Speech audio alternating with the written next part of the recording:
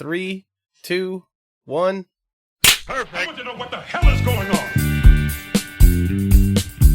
That's about the only clap you're going to get for this movie. We watched. Hi, everybody. Coven. Well, hang on. Hi, everybody. We are Screen, Share, and Chill. Welcome. I am Keith. I'm Jamie. I'm Kelly. Well, one good thing is I will not be having to eat my hat. I'm very happy to hear that my hat is safe from being chewed up. Because this movie, it's funny, we watched a documentary about somebody making a documentary about his own fucking life. He didn't make the documentary. He did not make the documentary. He didn't make Coven? No. Yeah, pretty much. So yeah, the movie by the short film by Mark, was it Borchardt? Borchardt. Who is the subject of American Movie, the documentary that we recently watched. We wanted to watch the film that the documentary was at him making. I say we wanted to watch the film. It's more like we had the idea to watch. Playing fast and loose with those terms, my friend. We felt the need to watch. Yeah. Again, you're playing fast and loose with all of these. I did not feel a need nor a want. I thought it made sense to me to do an intermission. It was a good short film bookend, and also knowing that it was going to torture you, Kelly, was saying this movie was a good bookend is like saying that waking up in the morning and taking a shit is a good bookend to your night. Well, I just experienced that this morning, and I can confirm that is not true. It's the worst way to wake up. I don't celebrate what's in the toilet. Let's just put it that way. We just flush it and move on. So yeah, how long was that? That was what, 3 hours? 36 minutes. 34 years that we just sat and watched that movie, you're saying? God, that felt like it dragged. And it's funny in a movie that is so short and it has long moments where I'm like, what are we fucking doing here? Like there's, okay. Right? So, somebody tell the premise and then we'll start tearing. Well, it's is the there story. A premise? I mean, there kind of is. There tried to be a premise. We have an alcoholic drug abuser who overdoses and gets told by his friend to come to what is like an AA meeting, but it turns out to be a coven of religious demonic people. Something. Yeah, demonic Christians. Yes. I think is what that was somehow. Well, let's go back to that quote from Mark about that went from capitalism to Christianity. Satanism. It's all the same to thing. It's just religious iconography. What it actually stands for, that doesn't really fucking matter. Listen, man. And so they try to indoctrinate him / kill him. It's kind of the message gets a little lost there along the way. And there's really no good resolution. Yeah, I couldn't tell if they wanted to save him, they wanted to make him evil, or if they just wanted to fucking kill him for fun right in front of everybody. I don't think they knew what they wanted. I mean, that would have been the best ending. They were just trying to help him after all, as they clearly stated. Just trying to help. Yeah, at the very beginning, it's basically showing this artist getting fucked up instead of actually creating his art. And I was like, bro, this is your life story, and you are playing the character. Have you no self-awareness, sir? I literally put in the chat, when are we going to start watching the movie? Because this is just Mark being Mark. Yeah, I mean, it seems to me like maybe there is a degree of self-awareness there if that's what he's writing for his movie, right? Like he's writing his... Well, no, here's where the self-awareness breaks down, is if you had Mark in the room and you said, so you realize this is just you, right? And he goes, yeah. And you say, so you realize that you are a villain of a real-life story, right? Well, no, man. No, it's just like life is No. You're just doing drugs and being mean to people and drinking all the time and being resistant to getting help. Completely. And this character this character, I don't think he had lines on a script. I think Mark just talked. No. Right. Yeah. I put, well, if this isn't just someone in active addiction crying out for help subconsciously. Yeah. Oh, yeah. Yes. Yes. Cry for help. 100%. The only way that this movie makes sense to me is if we found out years later that he got sober and he got his life in check and everything like that. God, I hope this was a good part of that recovery process, because this was definitely him going, look at my life. Look how, and everybody's calling him a loser, and and then he's beating the woman at one point. You fucking bitch, blah blah. And he's just, and I'm like, okay, this is just therapy. This is early therapy, right? And the only time his quote unquote acting was believable was when he was beating the woman, because I'm sure it wasn't the first time. One of the funny lines that really stood out to me is after he attempted his unaliving, and he wakes up in the hospital, and after the doctor gives him a little rundown, he basically says, "You might want to rethink your personal ideology a bit." And and I'm like, so Mark wrote this line for somebody to say to him on a character that he's playing that is basically just him. How are you? There's a part of Mark that is caged, that is banging against the windows saying, somebody help me, I'm stuck inside this insufferable moron, please help me. And then as he's leaving the hospital, the nurse says to him, well, it looks like I'll be seeing you again real soon. What the fuck? You say that to a suicide patient? A person that... No, she said, I hope we don't see you again. Oh, I thought she said, and I'm sure we'll be seeing you again soon. I was like, whoa. That would be better. Whoa. I mean, it would be kind of on par with the way the doctor was basically just saying, like, have you ever considered not being a massive fucking loser? Right. So, well, look, I have something somewhat controversial to say here. Okay. And oh, please lay it on us. And I feel like Mark can actually frame a shot. Like, I didn't hate the cinematography and the direction. Everything that he was shooting and directing was terrible, and the audio was terrible, and the acting was terrible. And the lighting was pretty bad. The lighting was terrible, but the framing of the shots, I was like, those look okay. And yes, I'm with you on that. Yeah. The framing in like 85 to 90% of the shots was at least passable, and in some places actually really appropriate for a horror movie. It felt like we were watching a horror movie. So yes. Good to him for that. If the substance was better, if the acting was better, blah, blah, blah, blah, blah, this would have been an approaching B-level movie status. But the problem was that there were sometimes that he cut that I had no idea spatially what was happening in the scene. Yeah. Like when he's in the bathroom at the event center and he's doing he's drinking or something like that. And then it shows the outside of a house and it shows him in another bathroom. But this one looks like a personal bathroom, like a home bathroom. And then he looks to his right where there was a wall. And now he's looking at a bathtub and there's a man in a bathtub to the right where there was a wall before, and then he hears a voice to his left, so he turns to the left, and we have this weird Dutch angle that it looks like the leader of the cult is talking to him, but it looks like the leader of the cult is almost laying down in a casket because the camera is turned to the side. And I'm like, where are we, and what are we looking at? And if Mark was like, that's kind of like the point, man, I'd be like, fuck you. No, you have to establish spatial reasoning, or you make sure that it's surreal, or it has to look real. One of the two. And that bathroom had weird bathtubs in weird places, and... But then in some other shots, there was spatial awareness where I could tell, okay, he moved from here to here to here, and it's all tracking. So he does have that ability. It's just... It was a very small part that I would criticize for the shot and the way that it was framed. Other than that, you're right. That is the one flower, one dandelion I will pluck out of the front yard and hand him. That you framed a lot of your shots. I feel like the soundtrack was pretty good. Yeah, most of the music was okay. I didn't like the noises that were being made, because that's what I'm going to describe it when they like attacked him and dragged him through the water. That pulled me out. But like the opening ominousness was okay. Yeah. Also, how did he get away when they were dragging him through the water? Like they're dragging him through the water, like 5 of them on him in a water puddle, and then suddenly he's running away. There's what? Yeah, there were times like that where it didn't have continuity. Again, I was a little bit lost. And I was like, did I miss something? This is only coming through on one channel. Is that messing with my brain? I don't know.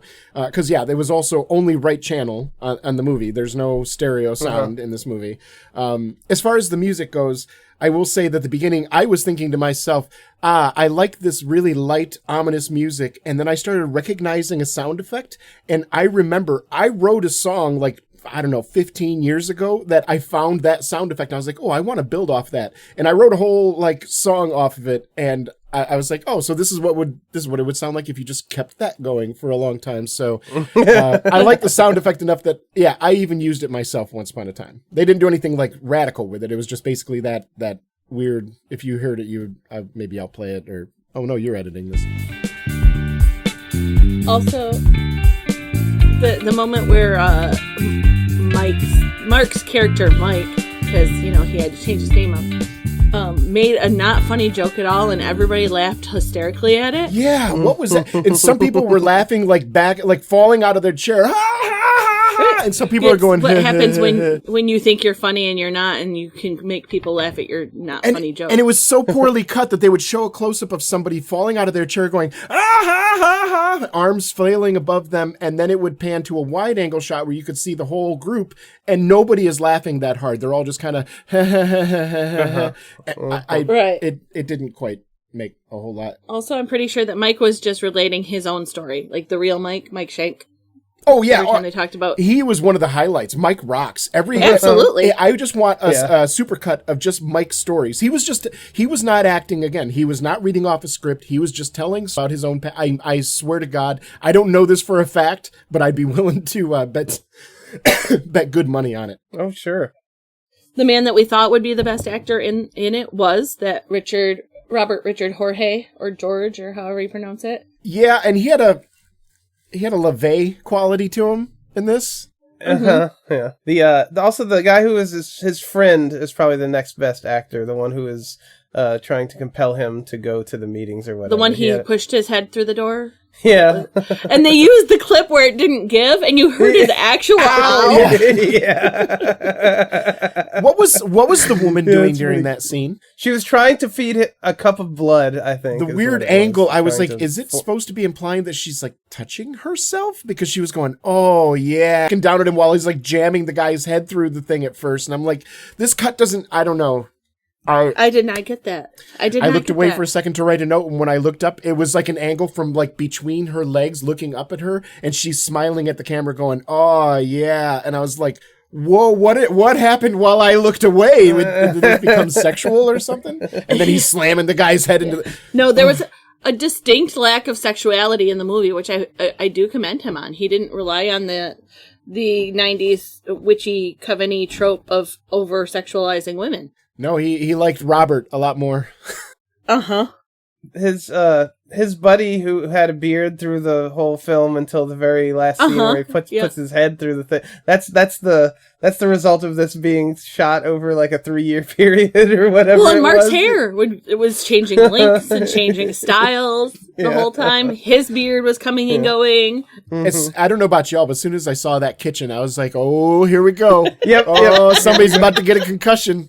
We're about to watch a live concussion in a movie. The ending scene, the ending scene is just not.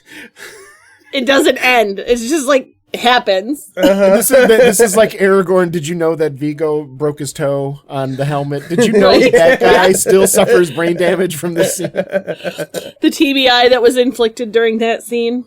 Yeah. I did crack up when I saw and heard Bill, because that was just yeah. No, watching Please him include that. Please include his voice in this. It's all right. It's okay. There's something to live for. Jesus told me so. Watching him record his lines in American Movie and then seeing that is just, it's really like a little chef's kiss, because he's like, take 36, Jesus loves you, he told me so. It's all right. It's okay. It's something to live for. You know what? If somebody asked me how was Bill's performance in this movie, I would say It's okay. It's all right. It's all right. It's pretty good. There's something to live for. Yeah. While we were watching this, I decided to look up ratings. And God. on Letterboxd, this has 3.1 out of 5 stars. And I'm pretty sure that every review is actually coming from somebody who starred in the movie. Yeah, I don't know how. Yeah, then again, we've got a 4.6 out of 5-star rating. So I guess number number one is Coven's World of Wintry, Wisconsin Occultic Group Therapy is a downer grunge 16 millimeter desperation at its most concentrated. The economic hardship, the chronic depression, the no-win situations. These are real and really felt through the Coven. None of that was felt through Coven. None of it even got portrayed. No. This is 100% Mark. We saw a guy getting drunk at an AA meeting is what we saw. This is what I saw it as. This is a power fantasy for Mark. I know it sounds hard to believe because we see this character as an insufferable piece of shit, but he's an insufferable piece of shit that people want to hang out with. Right. And that's the difference. That's the power fantasy for Mark. This is his life if people liked him. Yep. I wish I could drink at AA meetings. The movie. Yeah, you see what I'm saying? Once you realize that art is just a power fantasy from an author and a different point of view, this is his power fantasy. He wants to get paid to be a writer, but really all he does is get drunk and get fucking high on pills and meet strange women in the forest. Hang out with his friends. Yeah. And everybody wants to hang out with him. Everybody wants his time. Everybody likes hanging out with him and seeing him. So the women were dragging him through the forest because they wanted him so bad. And most importantly, the cry for help. Everybody was trying to help him get better. Mm-hmm. No matter how many times he didn't get better, everybody was always there to try to help him pick up the pieces. Trying to help you. And as soon as he gets out of rehab, he just immediately starts drinking and doing pills and he literally murders the people who are just trying to help him. There's something there as well. Yeah. Yep. I mean, that's one reading of the story is that he just went fucking crazy and just killed the people at the AA meeting. At one point, the dealer and him are talking, and the drug dealer says something along. Mike buys these pills, and he's like, they help keep me alert, man. And the drug dealer looks at him with half-lidded eyes and goes, "Stay alert, stay alive, man." Yeah. And I love it. I love it. And then as they're going on through the conversation, at one point, I don't remember exactly what it was, but somebody literally said this line, "Then what are you even doing living next to a car?" Yes. What does that mean? What does that mean? What are you doing living next to... We all live next to cars. Everybody... There's cars everywhere. I'm standing here right now in my room and there are cars passed on the road. Everybody is... Where do you live that's not next to a car? In Wisconsin especially. It's not like you're in LA or something. You're in Wisconsin. Are you riding horseback to Walmart? What are you doing in Wisconsin? The line was, if she's having, such complaints about that, what business do you have living next to a car? And I was just like, what? What does it mean? What could it possibly mean? In my mind, I was like, the beginning of the sentence doesn't make it any better, but the more important part is, what are you doing living next to a car? So, dear listener, ask yourself that question. Ask your therapist, what are we doing living next to cars? Right. But it's all right. It's okay. There's still something to live for. Jesus told me so. It's all right. It's okay. And speaking of Mike being the immense, wonderful human being that he appears to be, one of his stories is the 3 people that you have to stay away from when you're high on LSD. What do you say? Police, psychiatrists, and psychologists. I love that he differentiates psychiatrists and psychologists. It doesn't matter if they can prescribe medications. He's doesn't not matter. Wrong. Both of them. No, he's 100% correct. In fact, notice he didn't mention substance abuse counselor or AA sponsor or anything like that. Cult members, those are okay to approach when you're high on acid, just not a cop. So I think one of the worst parts of this is that since he can frame a shot, if he would have sent his drinking packing and actually focused down on stuff, maybe he could have got some commercial gigs and actually directed some movies. He did. He did. That is the worst part of this. He did actually direct another full-length movie, just not Northwest. Yeah, I wouldn't consider his film career to be necessarily successful as far as I've read up on it.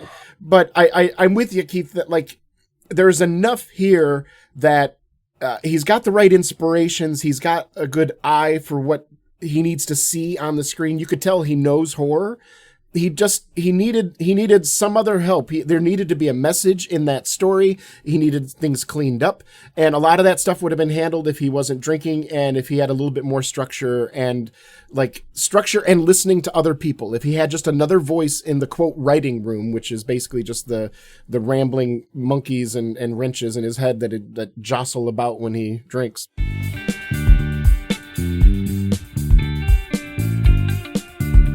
Oh Lord, he has 2 movies coming yet, y'all. Oh really? Yeah, okay. Coming soon, TM. Yeah. I bet they've been coming soon for like 15 years. I just, it's just like if he was directing someone else's script with a little money and production company behind it, maybe something could have been made. Is all I'm saying. But yeah, it didn't. It would have risen to the, like I even said in when we did the American movie episode, that if he wasn't drinking and he had a little bit of structure. I'm not convinced that he necessarily had a message to tell, but it would have risen to the level of campy B movie. As it is now, it's bad. It's not even good bad. Like, dear listener, don't. This is not one of those Plan 9 from outer space, like it's so bad it's good. Yeah. This is just, it's boring and meandering and you're a little confused and we're not quite sure what's going on. It's still only 30 minutes. So, boo. Mm-hmm. And I love the fact that Ray is the guy in the movie. He owns the liquor store, and at one point after Mark is buying a bottle of booze, a big bottle of booze, like a half gallon of whiskey, it looks like, Ray throws in a little like double shot of something into the bag and says, "This is for you. Good luck on your movie. I hope you put it to good use." And then, later on it shows Mark downing the bottle and going, "Don't worry, Ray, I'll put this to good use." And then in the credits of the movie, special thanks to Ray Blank's liquor store. And the only thing went to, "Thanks, Ray. It sure did good to go to good use." So, yeah, I don't really know that I have much more to say. I think I got through all the notes that I had. We need to just make a power cut of... Oh, no, I did have one other note. So, where was the hot doctor during the American movie? Because that one doctor was hot, and I looked him up, and he's actually been in quite a few big Hollywood movies. Like, he was in The Town. Yeah, when you have a movie that's filmed over 17 years, like this one is, when the documentary showed up, it was only in year 14, not year 11. That's when the doctor was filming his scene. But, yeah, he was in The Town. He was in a bunch of movies. It was crazy. Well, so he's like Hot Doctor. Yeah, Hot Doctor is the only thing that actually came out of it. He was in Dawn of the Planet of the Apes, Fast and Furious 6, Zero Dark 30, Warrior, Fast 5, The Fighter, The Town, New Day, Public Enemies, The Hurt Locker. Like, he had an actual film career, so good for Hot Doctor. Tommy Dalence. He and Mike are the 2 best things that came out of this piece of shit train wreck. So officially 3 thumbs down, right? I don't think we need to go around the horn, right? Yeah. As a movie, no. As a piece of art, no. Wait, who would you keep as the Muppet? Or the human? Obviously, Mark has to stay him because this is his life story. So everybody else is the Muppet. I would love to see this done by Muppets. I think that would be hilarious. How dare you? How dare you sully the Muppet name? Because you know what? If we had the power to get the Muppets to do anything, and we passed up on the Matrix to do this instead. Oh God, no! I need to see Miss Piggy in latex. Thank you very much. This is something I need. Matrix is numero uno for sure. Yeah, that sounds like a personal fetish there, Kella. We don't need to get into your fetishes. Oh, it's public now. I don't think it's personal anymore. Dozens of people will hear this, and they will all retch in unison. So that was Coven. we spent far too much time on it as it is. So we're gonna. Should we spin the wheels? No, we will do that when we record The Bride, I believe. Oh, that makes sense. Time. Yeah. So we'll know our next genre after next episode. I don't want to spend any more time on Coven. We did it. This is how Jamie must feel when we got done with the trial for Arnold. Like, oh, thank God I never have to talk about this guy anymore. I plan on bringing Mark up much more so that I can torture you as you have tortured me with Arnold. There you go. She has... Oh, no. It's all right. It's okay. Jamie, please. Come on, Jamie. Why would you do this to me? Jesus told me so. Jamie. Okay, man. Like, fuck, man. The war of Mark and Arnold is going to rage through our podcast. Bill versus Arnold. It's okay. It's not okay. It's horrible bullshit. How dare you? Shut up, old man. Something to live for. That's gonna be the outro to this episode. Is Bill? Maybe I might pull fighting with Arnold. Fuck you! It's not okay. Fuck you and Jesus too. Speaking of outros, I'm ready to call it quits on this one. So I will just say thank you, dear listener, for joining us. We have been Screen Share and Chill. My name is Keith, and I'm Kelly. I'm Jamie. I'm going to call the police. And at no cost should you ever watch Coven. Just don't do it. It was bad. Thank you for listening to this podcast. This is all the time and effort you need to put into this person. You can move on with your life. Yes. Yeah, we did it for you. You're welcome. If Kelly is coming over to your house, you should totally cue it up so that it's on when he walks in. We just did the equivalent of jumping in front of like a bullet for you, so please. That's it.